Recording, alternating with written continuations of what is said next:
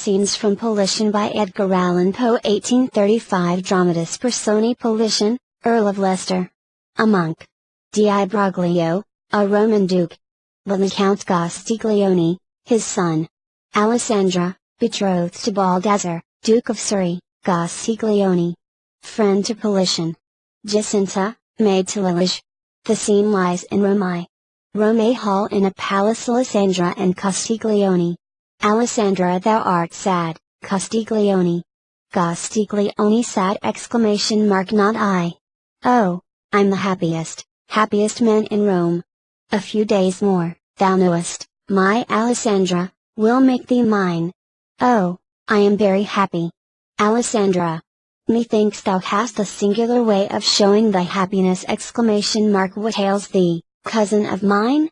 Why didst thou sigh so deeply? Castiglione, I was not conscious of it. It is a fashion, a most silly fashion I have when I am very happy. Did I sigh? Sighing, Alessandra, thou didst. Thou art not well. Thou hast indulged too much of late, and I am vexed to see it. Late hours and wine, Castiglione, these will ruin thee. Thou art already altered, thy looks are haggard, nothing so wears away the constitution as late hours and wine. Castiglione, musing, nothing, fair cousin, nothing, not even deep sorrow wears it away like evil hours and wine. I will amend. Alessandra, do it. I would have thee drop thy riotous company, two fellows low born ill suit the like with old Di Broglio's heir and Alessandra's husband. Castiglione, I will drop them. Alessandra, thou wilt, thou must. Attend thou also more to thy dress and equipage, they are overplain for thy lofty rank and fashion, much depends upon appearances. Castiglione, I'll see to it. Alessandra, then see to it! Pay more attention, sir, to a becoming carriage much thou wantest in dignity. Castiglione, oh! Much I want in proper dignity. Alessandra, haughtily, thou mockest me, sir. Castiglione, abstractedly, sweet, gentle Lilage. Alessandra, heard I aright? Speak to him, he speaks of Lilage. Sir Count. Places her hand on his shoulder, what art thou dreaming? Aside, he's not well. What ails thee, sir? Castiglione, starting, cousin. Fair cousin! Madam. I crave thy pardon, indeed I am not well, your hand from off my shoulder, if you please. This air is most oppressive! Madam the Duke. Enter Di Broglio, my son, I've news for thee! Hey? What's the matter? Observing Alessandra, I the pouts? Kiss her, Castiglione. Kiss her, you dog. And make it up, I say, this minute. I've news for you both. Politian is expected hourly in Rome. Politian, Earl of Leicester. We'll have him at the wedding. 'Tis his first visit to the imperial city. Alessandra, what? Politian of Britain, Earl of Leicester? Di Broglio, the same, my love. We'll have him at the wedding. A man quite young in years, but great in fame. I have not seen him, but rumor speaks of him as of a prodigy preeminent in arts and arms, and wealth, as of one who entered madly into life, drinking the cup of pleasure to the dregs. And high descent. We'll have him at the wedding. Alessandra, I have heard much of this Politian. Gay, volatile and giddy, is he not? And little given to thinking. Di Broglio, far from it, love. No branch, they say, of all philosophy so deep abstruse he has not mastered it. Learned as few are learned. Alessandra, 'tis very strange. I have known men have seen Politian and sought his company. They speak of him as of one who entered madly into life, drinking the cup of pleasure to the dregs. Castiglione, ridiculous. Now I have seen Politian and know him well, nor learned nor he. He is a dreamer, and a man shut out from common passions. Di Broglio, children, we disagree. Let us go forth and taste the fragrant air of the garden. Did I dream, or did I hear Politian was a melancholy man? Exeunt to Rome, a lady's apartment, with a window open and looking into a garden. Lilage, in deep mourning, reading at a table on which lie some books and a hand mirror. In the background Jacinta, a servant maid, leans carelessly upon a chair. Lilage. Jacinta, is it thou? Jacinta, Pertly, yes, ma'am, I'm here. Village. I did not know, Jacinta, you were in waiting. Sit down! Let not my presence trouble you. Sit down! For I am humble, most humble. Jacinta, aside, 'tis time. Jacinta seats herself in a sidelong manner upon the chair, resting her elbows upon the back, and regarding her mistress with a contemptuous look. Village continues to read. Village it in another climate, so he said, for a bright golden flower, but not this soil. Pauses, turns over some leaves, and resumes, no lingering winters there, nor snow, nor shower, but ocean ever to refresh mankind. Breathes the shrill spirit of the western wind. Oh, beautiful! Most beautiful, how like to what my fevered soul doth dream of heaven. Oh happy land! Pauses, she died! The maiden died. A still more happy maiden who couldst die. Jacinta. Jacinta returns no answer, and Village presently resumes, again! A similar tale told of a beauteous dame beyond the sea. Thus speaketh one Ferdinand in the words of the play. She died full young. One Bosola answers him, I think not so. Her infelicity seemed to have years too many. A luckless lady. Jacinta. Still no answer. Here is a far sterner story, but like, oh, very like in its despair, of that Egyptian queen, winning so easily 1,000 hearts, losing at length her own. She died. Thus endeth the history, and her maids lean over and weep, two gentle maids with gentle names, Rose and Charmian. Rainbow and Dove! Jacinta. Jacinta, pettishly, Madam, what is it? Village. Wilt thou, my good Jacinta, be so kind as go down in the library and bring me the holy evangelists? Jacinta Shaw. Exit Village. If there be balm for the wounded spirit in Gilead, it is there. Do in the night time of my bitter trouble will there be found dew sweeter far than that which hangs like chains of pearl on Hermon Hill. Re-enter Jacinta, and throws a volume on the table. There, ma'am, is the book. Indeed she is very troublesome. Aside Village, astonished. What didst thou say, Jacinta? Have I done aught to grieve thee or to vex thee? I am sorry. For thou hast served me long and ever been trustworthy and respectful. Resumes her reading Jacinta, aside, I can't believe she has any more jewels. No, she gave me all. Village. What didst thou say, Jacinta? Now I bethink me thou hast not spoken lately of thy wedding. How fares Goody Go? And when is it to be? Can I do aught? Is there no farther aid thou needest, Jacinta? Jacinta. Is there no farther aid? That's meant for me, aside. I'm sure, madam, you need not be always throwing those jewels in my teeth. Village. Jewels. Jacinta. Now indeed, Jacinta, I thought not of the jewels. Jacinta. Oh. Perhaps not. But then I might have sworn it. After all, there Hugo says the ring is only paste, for he is sure the Count Castiglione never would have given a real diamond to such as you, and at the best I'm certain, madam, you cannot have use for jewels now.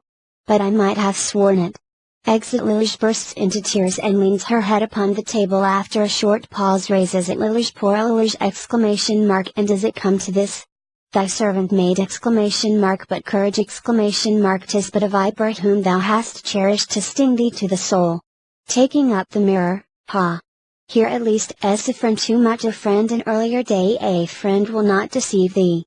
Fair mirror and true. Now tell me, for thou canst a tale, a pretty tale, and heed thou not though it be rife with woe. It answers me. It speaks of sunken eyes, and wasted cheeks, and beauty long deceased. Remembers me of joy departed, hope, the seraph hope, inurned and entombed.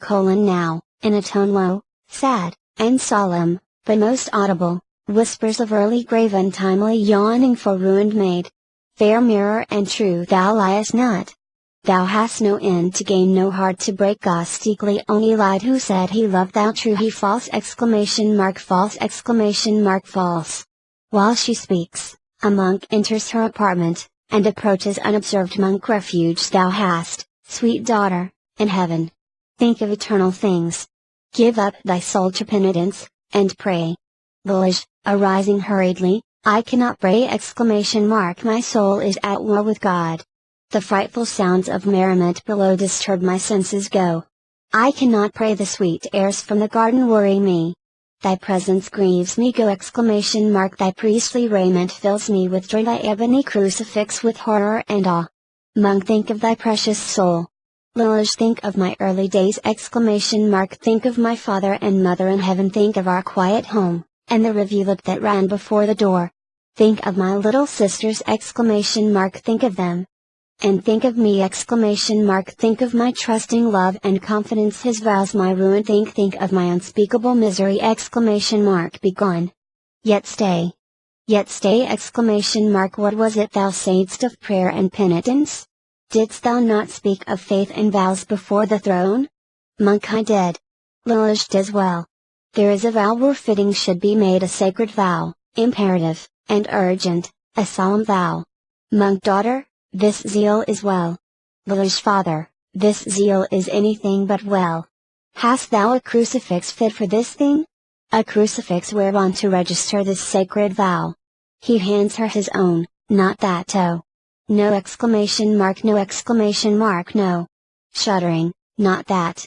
Not that! I tell thee, holy man, thy raiments and thy ebony cross affright me. Stand back. I have a crucifix myself, I have a crucifix. Methinks 'twere fitting the deed, the vow, the symbol of the deed, and the deed's register should tally. Father draws a cross-handled dagger, and raises it on high. Behold the cross wherewith a vow like mine is written in heaven. Monk, thy words are madness, daughter, and speak a purpose unholy. Thy lips are livid, thine eyes are wild. Tempt not the wrath divine. Pause ere too late! Oh, be not trash. Swear not the oath, oh, swear it not. Lilish, 'tis sworn. 3. An apartment in a palace. Politian and Baldassar. Arouse thee now, Politian. Thou must not, nay indeed, shalt not give away unto these humours. Be thyself. Shake off the idle fancies that beset thee, and live, for now thou diest. Politian, not so, Baldassar, surely I live. Baldassar. Politian, it doth grieve me to see thee thus. Politian. Baldassar, it doth grieve me to give thee cause for grief, my honoured friend. Command me, sir. What wouldst thou have me do? At thy behest I will shake off that nature which from my forefathers I did inherit, which with my mother's milk I did imbibe, and be no more a politician, but some other. Command me, sir. Baldassar. To the field, then to the field, to the senate or the field. Politian. Alas! Alas! There is an imp would follow me even there. There is an imp hath followed me even there. There is. What voice was that? Baldassar. I heard it not. I heard not any voice except thine own, and the echo of thine own. Politian. Then I but dreamed. Baldassar. Give not thy soul to dreams. The camp, the court, befit thee. Fame awaits thee, glory calls, and her, the trumpet tongue, thou wilt not hear, in hearkening to imaginary sounds and phantom voices. Politian. It is a phantom voice. Didst thou not hear it then? Baldassar. I heard it not. Politian. Thou heardst it not! Baldassar. Speak no more to me, Politian, of thy camps and courts. Oh, I am sick, even unto death, of the hollow and high-sounding vanities of the populous earth. Bear with me yet a while. We have been boys together, schoolfellows, and now are friends, yet shall not be so long, for in the eternal city thou shalt do me a kind and gentle office, and a power august, benignant and supreme shall then absolve thee of all further duties unto thy friend. Baldassar. Thou speakest a fearful riddle I will not understand. Politian. Yet now as fate approaches, and the hours are breathing low, the sands of time are changed to golden grains, and dazzle me, Baldassar. Alas! Alas! I cannot die, having within my heart so keen a relish for the beautiful as hath been kindled within it. Methinks the air is balmier now than it was wont to be, rich melodies are floating in the winds, a rarer loveliness bedecks the earth, and with a holier lustre the quiet moon sitteth in heaven. Hist! Hist! Thou canst not say thou hearest not now, Baldassar? Baldassar. Indeed I hear not. Politian. Not hear it! Listen now! Listen! The faintest sound and yet the sweetest that ear ever heard. A lady's voice! And sorrow in the tone. Baldassar. It oppresses me like a spell. Again exclamation mark, again exclamation mark, how solemnly it falls into my heart of hearts. That eloquent voice surely I never heard yet, it were well had I but heard it with its thrilling tones in earlier days. Bald as I myself hear it now. Be still exclamation mark, the voice, if I mistake not greatly, proceeds from yonder lattice which you may see very plainly through the window. It belongs, does it not, unto this palace of the Duke? The singer is undoubtedly beneath the roof of His Excellency, and perhaps is even that Alessandra of whom he spoke as the betrothed of Castiglione, his son and heir. Politian, be still exclamation mark, it comes again. Voice, very faintly, and is thy heart so strong as for to leave me thus, who hath loved thee so long in wealth and woe among? And is thy heart so strong as for to leave me thus? Say nay, say nay. Baldassar, the song is English, and I oft have heard it in merry England never so plaintively hissed. Hissed. It comes again. Voice, more loudly, is it so strong as for to leave me thus, who hath loved thee so long in wealth and woe among? And is thy heart so strong as for to leave me thus? Say nay, say nay. Baldassar, 'tis hushed and all is still. Politian, all is not still. Baldassar, let us go down. Politian, go down. Baldassar, go. Baldassar, the hour is growing late, the Duke awaits you, thy presence is expected in the hall below. What ails thee, Earl Politian? Voice, distinctly, who hath loved thee so long in wealth and woe among, and is thy heart so strong? Say nay, say nay.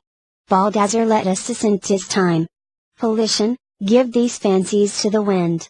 Remember, pray, your bearing lately savoured much of rudeness unto the Duke. Arouse thee. And remember, Politian, remember? I do. Lead on. I do remember. Going, let us descend. Believe me, I would give, freely would give the broad lens of my earldom to look upon the face hidden by yon lattice, to gaze upon that veiled face, and hear once more that silent tongue. Baldassar, let me beg you, sir, descend with me, the Duke may be offended. Let us go down, I pray you. Voice, loudly, say nay exclamation mark, say nay. Politian, aside, 'tis strange exclamation mark, 'tis very strange, methought the voice chimed in with my desires, and bade me stay. Approaching the window, sweet voice. I heed thee, and will surely stay. Now be this fancy, by heaven or be it fate, still will I not descend. Baldassar, make apology unto the Duke for me, I go not down tonight. Baldassar, your lordship's pleasure shall be attended to. Good night, Politian. Politian, good night, my friend, good night. 4. The gardens of a palace, moonlight lilies, and Politian, lilies, and dost thou speak of love to me? Politian, dost thou speak of love to lilies? Ah, woe is me. This mockery is most cruel indeed. Politian, weep not. Oh, sob not thus exclamation mark, thy bitter tears will madden me. Oh, mourn not, lilies, be comforted. I know it all, and still I speak of love. Look at me, brightest and beautiful lilies exclamation mark, turn here thine eyes. Thou askest me if I could speak of love, knowing what I know, and seeing what I have seen. Thou askest me that, and thus I answer thee, thus on my bended knee I answer thee. Kneeling, sweet lilies, I love thee, love thee, love thee, through good and ill, through weal and woe I love thee. Not mother, with her firstborn on her knee, thrills with intenser love than life for thee. Not on God's altar, in any time or clime, burned there a holier fire than burnt now within my spirit for thee. And do I love? Arising even for thy woes I love thee, even for thy woes, thy beauty and thy woes. Lilies, alas, proud Earl, thou dost forget thyself, remembering me. How, in thy father's halls, among the maidens pure and reproachless of thy princely line, could the dishonored Lilies abide? Thy wife, and with a tainted memory my seared and blighted name, how would it tally with the ancestral honors of thy house, and with thy glory? Politian, speak not to me of glory. I hate, I loathe the name, I do abhor the unsatisfactory and ideal thing. Art thou not Lilian, Politian? Do I not love, art thou not beautiful, what need we more? Ha! Glory exclamation mark, now speak not of it. by all I hold most sacred and most solemn, by all my wishes now, my fears hereafter, by all I scorn on earth and hope in heaven, there is no deed I would more glory in, than in thy cause to scoff at this same glory and trample it underfoot. What matters it, my fairest, and my best, that we go down unhonored and forgotten into the dust, so we descend together. Descend together, and then, perchance, Lilish, why dost thou pause, Politian? Politian, and then, perchance, rise together, Lilish, and roam the starry and quiet dwellings of the blessed, and still, Lilish, why dost thou pause, Politian? Politian, and still together. Lilish, now Earl of Leicester. Thou lovest me, and in my heart of hearts I feel thou lovest me truly. Politian, oh, Lilish! Throwing himself upon his knee, and lovest thou me? Lilishist. Hush!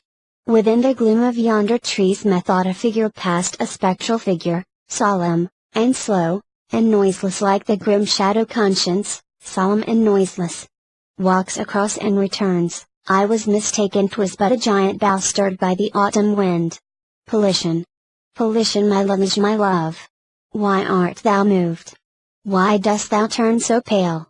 Not Conscience self, far less a shadow which thou likenest to it, should shake the firm spirit thus.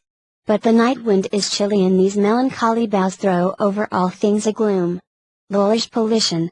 Thou speakest to me of love. Knowest thou the land with which all tongues are busy, a land new found, miraculously found by one of Genoa 1,000 leagues within the golden west? A fairy land of flowers, and fruit, and sunshine, and crystal lakes, and overarching forests, and mountains, around whose towering summit the winds of heaven untrammeled flow, which air to breathe is happiness now, and will be freedom hereafter in days that are to come? Politian, oh, wilt thou fly to that paradise, my Lilish? Wilt thou fly thither with me?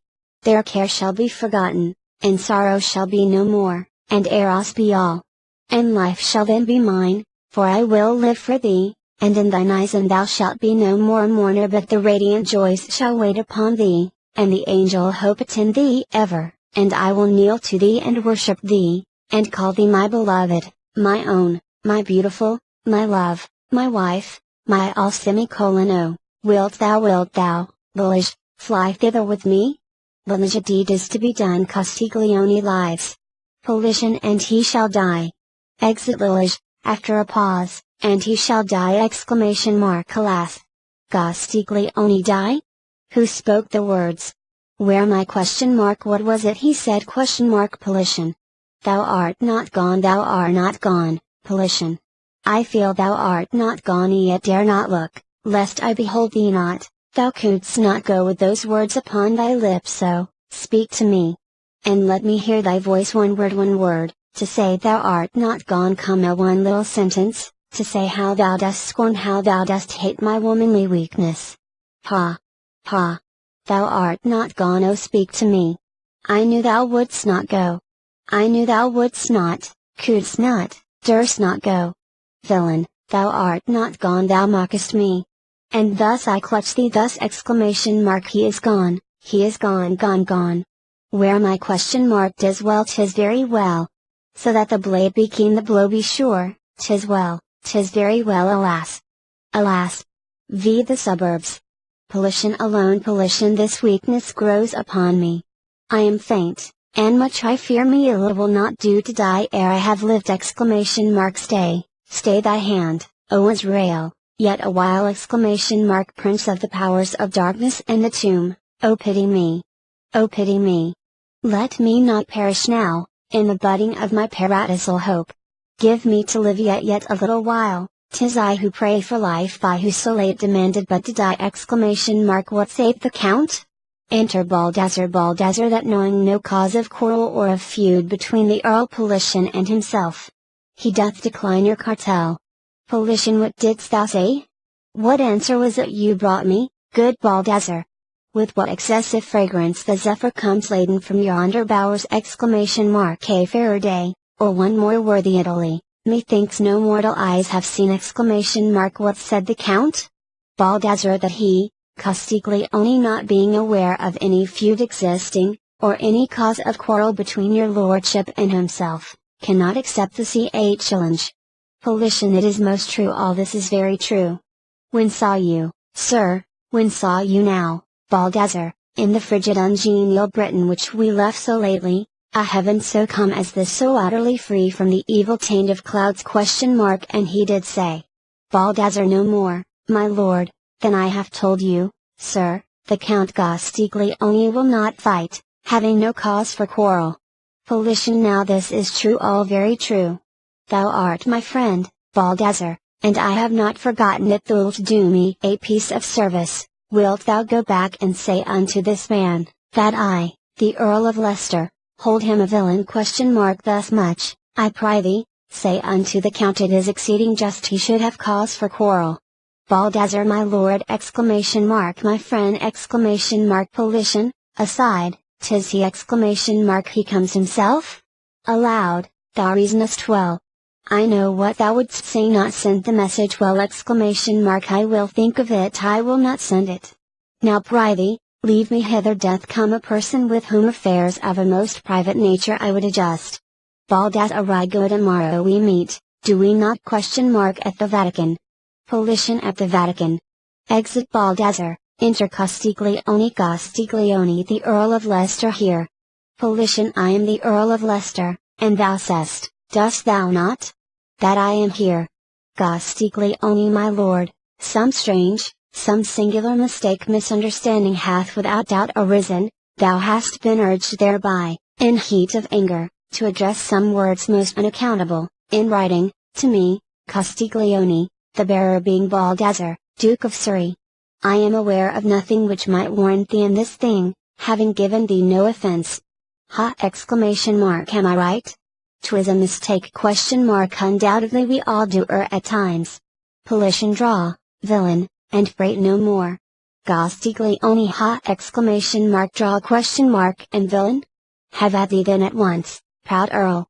Draws Politian, drawing, thus to the expiatory tomb, untimely sepulchre, I do devote thee in the name of Liliage. Castiglione, letting fall his sword and recoiling to the extremity of the stage, of Liliage.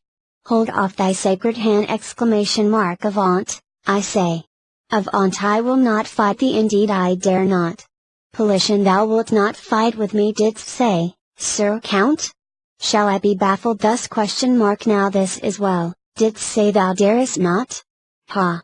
Castiglione, I dare not hold off thy hand with that beloved name so fresh upon thy lips. I will not fight thee, I cannot, dare not. Politian, now by my halidom I do believe thee! Coward, I do believe thee. Castiglione, coward! This may not be. Clutches his sword and staggers towards Politian, but his purpose is changed before reaching him, and he falls upon his knee at the feet of the Earl. Alas! My lord, it is most true. In such a cause I am the veriest coward. Oh, pity me! Politian, greatly softened, alas! I do indeed, I pity thee. Castiglione and Politian, scoundrel! Arise and die. Castiglione, it needeth not be thus, oh let me die thus on my bended knee. It were most fitting that in this deep humiliation I perish. For in the fight I will not raise a hand against thee, Earl of Leicester. Strike thou home, bearing his bosom, here is no let or hindrance to thy weapon. Strike home. I will not fight thee. Politian, now, as death on hell. Am I not sorely grievously tempted to take thee at thy word? But mark me, sir, think not to fly me thus. Do thou prepare for public insult in the streets before the eyes of the citizens. I'll follow thee like an avenging spirit, I'll follow thee even unto death. Before those whom thou lovest, before all room I'll taunt thee, villain, I'll taunt thee, dost hear? With cowardice thou wilt not fight me? Thou liest. Thou shalt. Exit Castiglione, now this indeed is just. Most righteous, and most just, avenging heaven. The end.